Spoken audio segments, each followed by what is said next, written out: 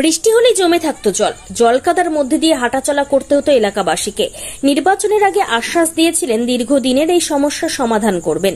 সেই সমস্যার কথা ভেবেই কথা রাখলেন জেলা পরিষদের সদস্যা। সোমবার মালদা জেলা হরিশ্চন্দ্রপুর 2 নম্বর ব্লকের দৌলতপুর গ্রাম পঞ্চায়েতের বেজপুরা গ্রামে প্রায় 14,61,000 টাকা ব্যয়ে 343 মিটার কংক্রিট ঢালাই রাস্তার কাজের সূচনা করা হয়। এদিন ফিতে কেটে ও নারিকেল ফাটিয়ে কাজের শুভ সূচনা করেন জেলা পরিষদের সদস্যার স্বামী তথা জেলা তৃণমূল কংগ্রেসের সাধারণ সম্পাদক জহির উদ্দিন বাবর। দীর্ঘদিনের দাবি পূরণ হওয়ায় খুশি এলাকাবাসী। এই রাস্তা আমরা খুবই খুশি, কারণ এই রাস্তাটা দীর্ঘদিন ধরে আমরা কিন্তু ভুক্তভোগী, যে এখানকার যে মোটামুটি 100 পরিবার থাকে এবং 100 পরিবার এই রাস্তার মধ্য দিয়ে কিন্তু যাতায়াত করে। তাই বর্ষার সময় আমাদের 1 হাঁটু জল এবং কাদা থাকে।